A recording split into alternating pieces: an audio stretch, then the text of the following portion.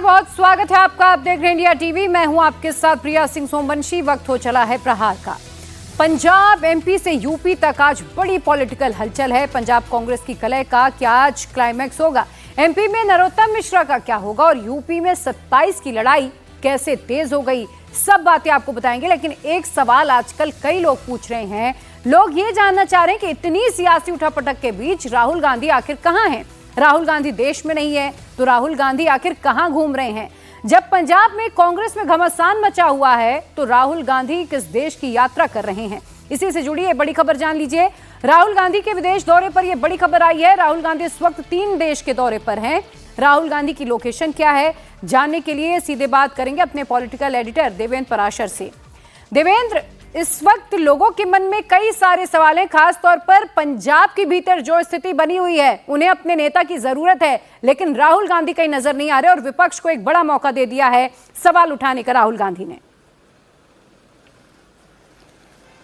जी हाँ, बिल्कुल प्रिया, वो तो हो गई पार्टी की बात। और पार्टी से अलग अगर आप सोचें तो उससे ज़्यादा ये कि देश के एलओपी अगर 15-20 दिनों तक देश से बाहर हैं और उसके बारे में उनकी पार्टी के लोगों के द्वारा ना बताया जाए, खुद उनके बारे में ना बताया जाए, कोई उनका public engagement social media platform पे ना दिखे, तो जाहिर तौर पर लोगों के भीतर ये कौतूहल का विषय बनेगा ही कि आखिर राहुल गांधी है कहाँ गए हैं। और उस लिहाज से जब हमने भी अपने टॉप सोर्सेज को लेकर इस बाबत पड़ताल की कि आखिर राहुल गांधी कहाँ गए हैं, इतने दिनों तक कैसे बाहर है। आमतौर पर यह प्रक्रिया रहती है कि जब कोई सांसद देश से बाहर जाता है तो लोकसभा अध्यक्ष को या लोकसभा सचिवालय को वो सूचना देता है कि इतने दिनों तक यहाँ बाहर वो जा रहा है। अगर कोई सरकार का मंत्री जा रहा है तो बाकायदा उसे परमिशन लेना होता है भारत सरकार के प्रधानमंत्री के दफ्तर से। तो उस कंडीशन में एलओपी राहुल गांधी जो कि कैबिनेट मंत्री का दर्जा रहा है और इतने दिनों तक अगर देश से बाहर है तो जाहिर तौर पर लोगों के भीतर एक दिलचस्पी और एक सवाल बनेगा कि आखिर कहाँ है। और दूसरी चीज़ तो जो आपने बताई कि अगर उनकी अपनी पार्टी में इतना बड़ा क्राइसिस चल रहा है और उस क्राइसिस के दरमियान अगर उनके नेता नजर नहीं आ रहे हो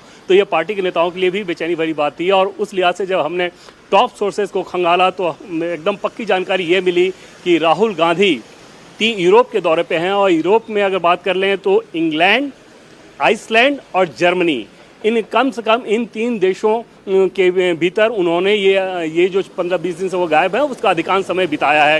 इंग्लैंड और जर्मनी की बात करें तो अभी के मौसम के हिसाब से कोई ट्रैवल करने वाली जगह नहीं है। वहाँ बहुत आप भी रिपोर्ट में देखते होंगे कि कितने लू के थपेड़े चल रहे हैं वहाँ पे, गर्मी बहुत ज़्यादा है।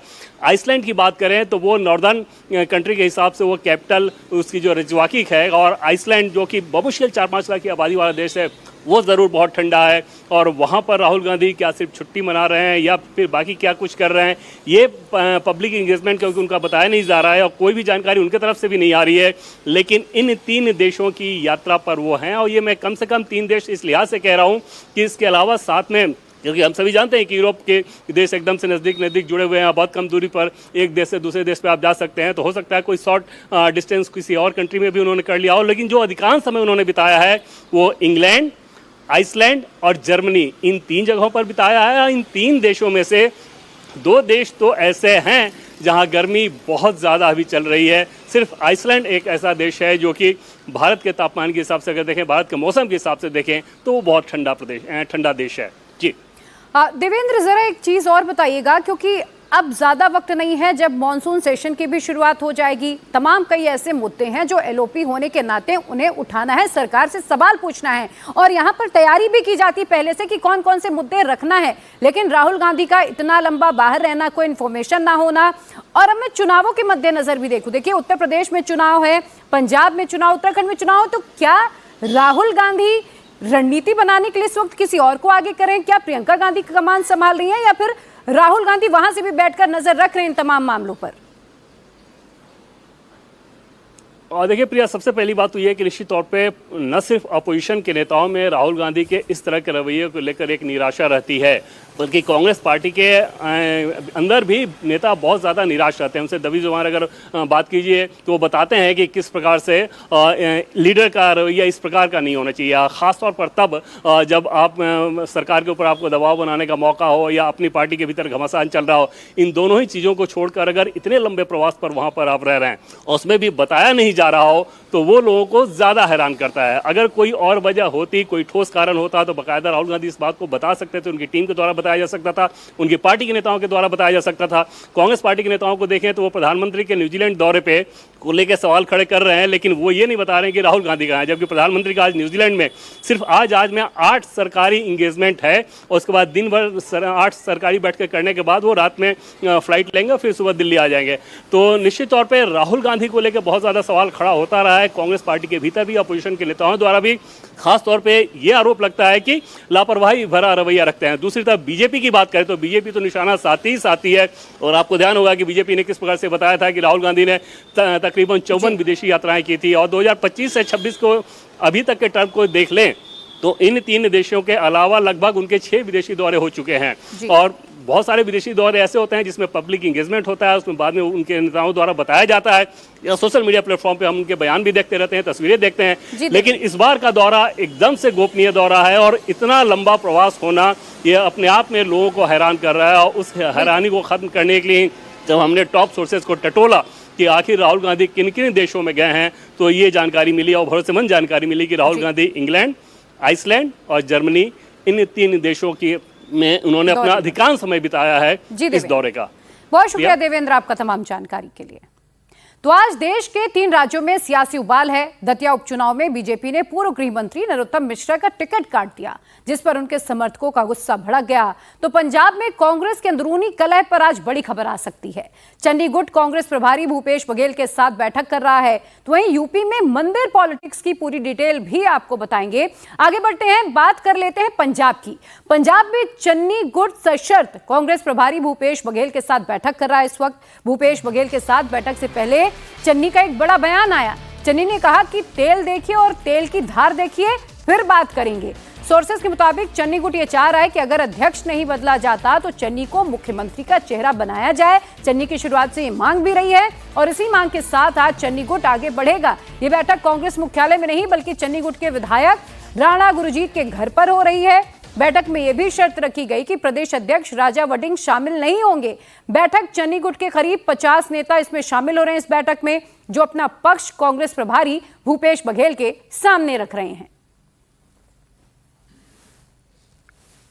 ਅੱਜ ਕਨਫਲਿਕਟ ਖਤਮ ਹੋ ਜਾਏਗਾ।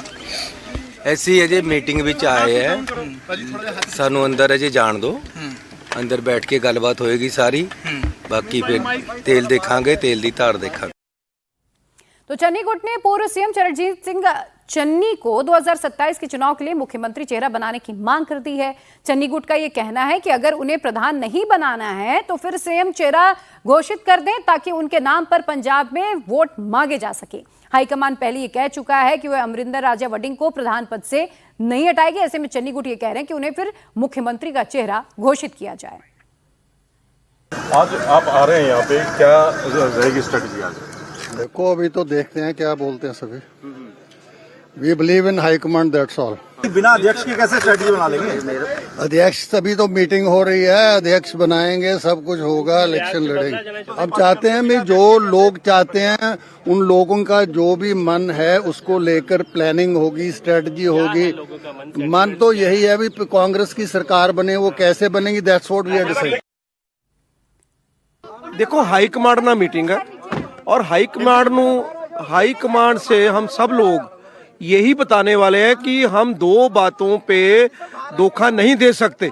पंजाब के लोगों को धोखा नहीं दे सकते, और अपनी कांग्रेस पार्टी को धोखा नहीं दे सकते। और जो भावना है लोगों की, जो विचार लोगों का है, वो हाई कमांड को बताएंगे, तो अपनी बात रखेंगे।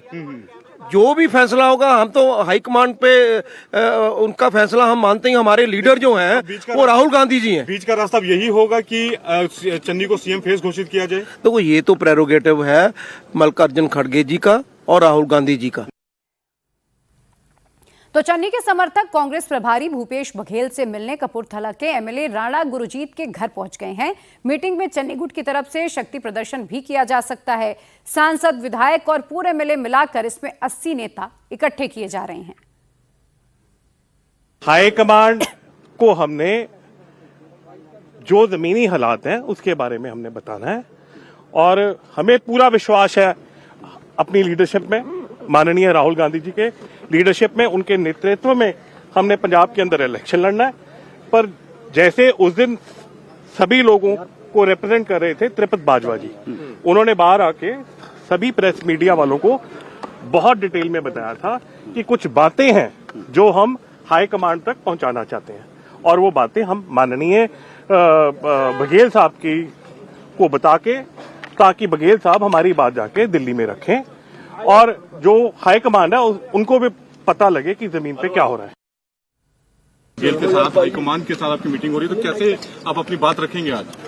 देखो, सीनियर लीडर बात कर रहे हैं, जो कांग्रेस को ज्वाइंट चलाना, कैसे चलाना, कांग्रेस को आगे 27 की लड़ाई कैसे लड़नी है। और सीधा रुख करते हैं चंडीगढ़ से हमारे सहयोगी पुनीत परिंजा और अधिक अपडेट के साथ जुड़ चुके हैं। पुनीत, चन्नी का ये डायलॉग, तेल देखो तेल की धार देखो, उन्होंने अपने कद को लेकर कहा है या किसी और संदर्भ में भी ये बात कहा है? ये भी बताइएगा कि मीटिंग में अब तक कौन कौन पहुंचा, और चूंकि दिल्ली की तरफ से बिल्कुल भूपेश बघेल ने साफ कर दिया है कि अध्यक्ष तो नहीं बदला जाना है, कौन कौन सी मांगे आज चन्नी गुट रख सकता है और इस पर क्या कोई सहमति बनती हुई फिलहाल नजर आ रही है? देखिए, बहरहाल जो तेवर हैं, जो चन्नी के तेवर हैं, वो अभी जो उन्होंने बयान दिया उसके बाद तो ये साफ है कि वो तेवर ढीले नहीं पड़े हैं। उन्होंने साफ तौर पर मीटिंग से पहले ये कहा कि तेल देखेंगे, तेल की धार देखेंगे, उसके बाद अगला डिसीजन जो होगा वो लिया जाएगा। बहरहाल इशारा जो था वो हाईकमान की तरफ था, क्योंकि भूपेश बघेल जो है, जिन्होंने पहले बयान दिया था कि ये कोई गुड्डा गुड्डी का खेल नहीं है, और ऐसे में अब जब ये चन्नी की तरफ से भी बयान आया है कि उनका पहले हम बयान सुनेंगे, क्या बात करते हैं, उसके बाद ही हम आगे का निर्णय जो है वो लेंगे, तो उनका इशारा जो है वो हाईकमान की तरफ ही है। दूसरी ओर अगर हम बात करें तो जो प्रेशर पॉलिटिक्स जो है वो यहाँ पर की जा रही है। राजा वड़िंग की तरफ से तमाम जितने भी जो जिला अध्यक्ष हैं वो बुलाए गए, उनसे बघेल साहब की मुलाकात करवाई गई, और इसमें सबसे खास बात यह है कि अभी हाल ही में जिला प्रधान जो है वो बदले गए हैं, और तमाम जिला प्रधान जो हैं वो जो राजा वड़िंग है उनके चहेतों को बनाया गया। तो ऐसे में वो अपनी बात रखने में कामयाब हो गए, उसके बाद ही बघेल साहब का ये बयान आता है कि गुड्डा गुड्डी का खेल नहीं है। और दूसरी ओर अब चन्नी गुट जो है, उनके तेवर जो है अगर कहें कि ढीले पड़े हैं तो ऐसा कतई नहीं है, क्योंकि उन्होंने उसके बीच का रास्ता निकाल दिया कि अगर वो अध्यक्ष पद पे रहते हैं तो चरणजीत सिंह चन्नी को जो है वो सीएम फेज घोषित किया जाए। भूपेश बघेल जो है वो अभी मीटिंग में पहुंचे नहीं है, थोड़ी देर में पहुंचने वाले हैं। तमाम नेता, चाहे वो कद्दावर नेता जो अगर बात करें प्रताप सिंह बाजवा, वो यहाँ पर पहुंच चुके हैं, सुखजिंदर रंधावा, तृप्त राजेंद्र बाजवा, सुख सरकारिया, ऐसे तमाम बुलारिया जो है, गुरकीरत कोटली, वो तमाम नेता जो है, बड़े बड़े जो नाम है वो तमाम इस मीटिंग में पहुंच चुके हैं। उसके अलावा तमाम छोटे नेता, पूर्व विधायक भी पहुंचे हैं, सांसद, पूर्व सांसद मोहम्मद सिद्दीक सबसे पहले पहुंचे थे, तो तमाम नेता जो है वो पहुंच चुके हैं। ये सामने आप जो तस्वीर देख रहे हैं इस वक्त, ये एक काफिला आ रहा है, शायद भूपेश बघेल जो है वो इस काफिले में है, क्योंकि भूपेश बघेल अभी मीटिंग में पहुंचे नहीं थे, और ये उन्हीं का ही काफिला है। और 11 बजे का वक्त था, चन्नी गुट के तमाम जो नेता है वो पहुंच चुके हैं, और ये सामने आप जो काफिला इस समय हमारे दर्शक देख रहे हैं, ये भूपेश बघेल का ही काफिला जो है वो नजर आ रहा है, क्योंकि काफी ज्यादा सिक्योरिटी के साथ यहाँ पर पहुंचे हैं। और वो सामने जो आपको गाड़ी नजर आ रही है ब्लैक कलर की, इसी गाड़ी के अंदर भूपेश बघेल जो हैं वो सवार हैं, क्योंकि मीडिया जो है उनको लगातार वहां पर कवरेज करने की, उनकी एक बाइट लेने की कोशिश यहाँ पर करता हुआ दिखाई दे रहा है। और दूसरी तरफ अगर आपको मैं तस्वीर दिखाऊं, ये वीरेंद्र जो है ये पहाड़िया भी हैं, गुरदासपुर से हैं, अभी क्या आ चुके हैं, क्या आगे उनसे बात करेंगे, फिर आपसे बाद में बात करते हैं। तो बघेल हाईकमांड आ चुके हैं, उनसे बात करेंगे पहले। तो बघेल साहब जो है वो आ चुके हैं। ये वीरेंद्र सिंह पहाड़ा थे, गुरदासपुर से विधायक हैं। ये बघेल जो है वो इस समय मीटिंग करने के लिए पहुंच चुके हैं। ये तस्वीर इस वक्त आप देख रहे हैं इंडिया टीवी पर, और दर्शक जो हैं वो भी यही जानना चाहते थे कि मीटिंग कब स्टार्ट होगी। तो मीटिंग जो है वो अब बघेल, क्योंकि 12 बजे के आसपास बघेल जो है प्रभारी हैं वो यहाँ पर पहुंचे हैं, और आज ही इनको दिल्ली भी वापस निकलना है। जैसे भी रिपोर्ट होगी उस रिपोर्ट को तैयार करेंगे, और उसके बाद ये अपना पूरा रिपोर्ट जो है वो हाईकमान के आगे दिल्ली में रखेंगे, अपनी बात जो है वो दिल्ली में रखेंगे। एक इसमें बात है कि परसों प्रगट सिंह से जो ऑफ द रिकॉर्ड बात हो रही थी, तो वो कहना, उनका ये कहना था कि वो मिलकर आए थे हाईकमान से जब दिल्ली गए थे, और उसमें जो हाईकमान ने उनको जो सुझाव दिया कि इसको आप Punjab Congress versus all India Congress मत बनाइए, पहले अपनी बात जो है वहीं पर रखिए और उसके बाद आप हमारे पास आइए। तो जाहिर तौर पर उसके बाद ही यह बैठक जो है बघेल के साथ जो है वो तय की गई। आज राणा गुरजीत के घर में ये जो बैठक है वो हो रही है। तमाम चन्नी गुट के नेता जो हैं वो यहाँ पर पहुंचे हैं। पहली बार जो चन्नी गुट के नेता हैं वो प्रदेश प्रभारी भूपेश बघेल से यहाँ पर मुलाकात करेंगे, और अब देखने वाली बात यह होगी कि जब ये मीटिंग खत्म होगी उसके बाद क्या तस्वीर जो है वो सामने आती है, क्योंकि तमाम जो नेता है वो यही कह के गए हैं कि एक बार मीटिंग खत्म होने दीजिए, चाहे वो चरणजीत सिंह चन्नी हो, चाहे वो प्रताप बाजवा हो, सुखजिंदर रंधावा हो, तमाम लोग यही कह के गए हैं कि एक बार मीटिंग खत्म होने दीजिए, उसके बाद ही हम आपको बताएंगे और इस वक्त सबके मन में सवाल यही बना हुआ है कि क्या आज सुलह होगी या फिर कांग्रेस में कोई बड़ी टूट हो सकती है। आप नजर बनाकर रखिएगा। फिलहाल बहुत शुक्रिया आपका तमाम अपडेट के लिए। वहीं बगावत की आग मध्य प्रदेश के दतिया में भी धधक रही है। जिस मध्य प्रदेश को बीजेपी के हिंदुत्व और चुनावी रणनीतियों की मेन प्रयोगशाला माना जाता रहा है, वहां इस समय बगावत के शोले भड़क गए। 30 जुलाई को उपचुनाव से पहले बीजेपी में बड़ी फूट पड़ गई। दतिया में नरोत्तम मिश्रा के टिकट कटने पर बवाल हो रहा है। नरोत्तम मिश्रा के सैकड़ों समर्थकों ने बीजेपी दफ्तर पर हल्ला बोल दिया। सवाल यह है कि क्या दतिया में भड़की बगावत की ये आग और भी शहरों तक फैलेगी? क्या बीजेपी बैकफुट पर आएगी? क्योंकि जिस तरीके से नरोत्तम के समर्थक सड़कों पर उतरे हैं, उससे एक बात तो साफ है कि अभी हलचल बढ़ सकती है। इसी से जुड़ी बड़ी खबर यह है कि दतिया में नरोत्तम मिश्रा के समर्थक भयंकर बवाल कर रहे हैं। समर्थकों ने बीजेपी ऑफिस पर कब्जा कर लिया है। जिला अध्यक्ष समेत पूरी कार्यकारिणी ने सामूहिक इस्तीफा प्रदेश अध्यक्ष के पास भेज दिया है। प्रदर्शनकारियों ने ग्वालियर झांसी हाईवे पर करीब 15 से 20 किलोमीटर लंबा चक्का जाम कर दिया। जब पुलिस ने लोगों को समझाने की कोशिश की तो गुस्साए नरोत्तम मिश्रा के समर्थकों ने पुलिस पर पथराव कर दिया, जिसमें कई पुलिसकर्मी जख्मी हो गए। हालात को काबू में करने के लिए पुलिस ने आंसू गैस का भी इस्तेमाल किया। फिलहाल मौके पर सैकड़ों की संख्या में पुलिस वहां पर मौजूद है। प्रदर्शनकारी बीजेपी के कार्यालय पर भी मौजूद हैं और पुलिस लगातार उन्हें समझाने की कोशिश कर रही है। दरअसल नरोत्तम मिश्रा दतिया में होने जा रहे उपचुनाव की तैयारी कर रहे थे।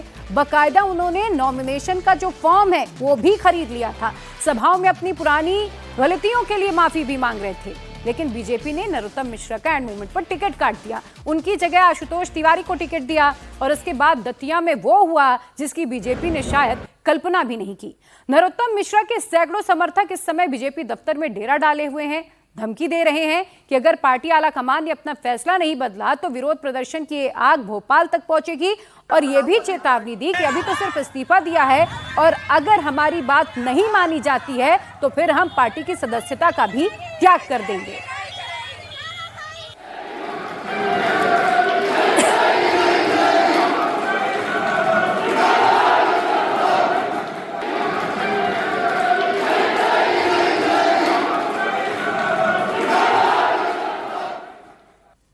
और इधर इस पूरे बवाल के बीच नरोत्तम मिश्रा का पहला बयान आया। नरोत्तम मिश्रा ने कहा कि उन्हें टिकट नहीं देना पार्टी का फैसला है। नरोत्तम मिश्रा ने अपने समर्थकों से अपील की कि वो संयम से काम लें, अपनी बात पार्टी फोरम में रखें, इस तरह से हंगामा और बवाल ना करें। मैंने कल भी विस्तार से कहा था, मैं आज भी विस्तार से कह रहा हूं, ये पार्टी का निर्णय है। और एक बात जरूर मैं आपके माध्यम से सभी कार्यकर्ताओं से निवेदन करूंगा कि अभी मेरे को जो विजुअल फुटेज सोशल मीडिया के दिखाए पेट्रोल डालते हुए या मिट्टी का तेल डालते हुए कार्यकर्ताओं ने, ऐसा कोई कार्य न करें। जैसा कल कहा था, न मार्ग अवरुद्ध करना है। पार्टी के फोरम पे अपने तरीके से अपनी बात कही जाती है, इस तरह से व्यक्त नहीं की जाती है। तो दतिया में बीजेपी दफ्तर के बाहर अभी भी टेंशन का माहौल बना हुआ है और इसी बीच जिला प्रशासन ने इलाके में बीएनएस की धारा 163 लागू कर दी है। इसके तहत बिना इजाजत किसी भी सभा, जुलूस, धरना प्रदर्शन और सार्वजनिक आयोजन पर प्रतिबंध रहेगा। साथ ही 5 या उससे अधिक लोगों के इकट्ठे होने पर भी रोक लगा दी गई। दरअसल नरोत्तम मिश्रा का टिकट कटने के बाद से जो उनके समर्थक हैं वो बेहद गुस्से में हैं। गुस्साए समर्थकों ने हाईवे भी जाम कर दिया, पुलिस टीम पर पथराव कर दिया, जिसके बाद पुलिस को भी हालात काबू करने के लिए आंसू गैस के गोले छोड़ने पड़े। फिलहाल इस समय नरोत्तम मिश्रा के सैकड़ों समर्थक बीजेपी दफ्तर पर डटे हुए हैं। बाहर भारी संख्या में पुलिस फोर्स तैनात की गई है और बीच बीच में पथराव भी हो रहा है। और सीधा रुख करते हमारे साथ अनुराग अमिताभ जुड़ चुके हैं दतिया से। अनुराग, अमूमन बीजेपी के भीतर से ऐसी तस्वीरें नहीं आती हैं और नरोत्तम मिश्रा भले ही मीडिया के सामने आकर ये कह रहे हैं कि जो फैसला था हाई कमान का था। क्या नरोत्तम मिश्रा इसके बाद शांत बैठेंगे या फिर भितरघात की कोई नई कहानी बुनी जाएगी? देखिए, नरोत्तम मिश्रा ने हालांकि ये साफ कर दिया इस बयान के जरिए कि ये फैसला आला कमान का है, लेकिन जो समर्थक हैं वो मानने को तैयार नहीं। इस वक्त तस्वीरें इंडिया टीवी आपको बीजेपी के कार्यालय की दिखा रहा है। चारों तरफ देखिए, ये जितना ये आप भीड़ देख रहे हैं, ये नाराज जो नरोत्तम मिश्रा के समर्थक हैं, जो बीते 15 से 20 घंटों से जो है वो अपनी नाराजगी आक्रोश दिखा रहे हैं, ये उनकी तस्वीर। और दूसरी तरफ ये नारेबाजी यहां शुरू हुई है हालांकि। और तस्वीर का दूसरा पहलू देखिए कि जो ये कार्यकर्ता नाराजगी दिखा रहे हैं, उन्हीं की पार्टी है, उन्हीं की पार्टी की सरकार है, और उन्हीं की सरकार की जो पुलिस है इस वक्त दूसरे पलड़े पर है उन्हें रोकने के लिए, ताकि कोई भी उपद्रव ना हो। और नाराजगी जो है वो साफ तौर पर दिखाई दे रही है, और नारेबाजी ये फिर शुरू हो गई है।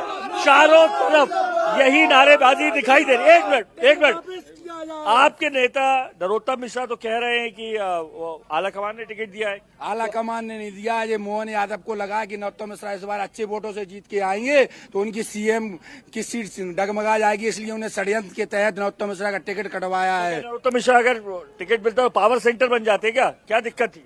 स्वाभाविक है, नरोत्तम मिश्रा जैसा बड़ा चेहरा प्रदेश में आएगा तो पावर में तो आएगा, इसलिए सबसे चिंता है। आज अकेले हमारी दतिया की जनता, पूरी जनता दुखी हो गई है पूरी तरीका से। हर घर में आज की स्थिति देख के आओ, हर घर में दुख का मातम सा लहरा रहा है। किसी भी घर में हम लोगों ने सुबह बनवास दे दिया हमारे नेता को। तैयारी कर रहे थे। पर एक चीज बताइए, आप बीजेपी के हैं सारे लोग, ये सारे लोग बीजेपी के, तो जब भाजपा के आप हैं और आपकी पार्टी ने एक टिकट तय कर दिया आशुतोष तोष तिवारी को, तो जानते नहीं है वो पैराशूट गर्द में चला जाएगा, पैराशूट से आया सीधा उतर गया। हम लोग 20 साल पहले दतिया में भाजपा नहीं थी। 20 साल से, जब से नरोत्तम मिश्रा 20 साल से आए तब से भाजपा आई है। भाजपा के कार्यकर्ता हैं। जी।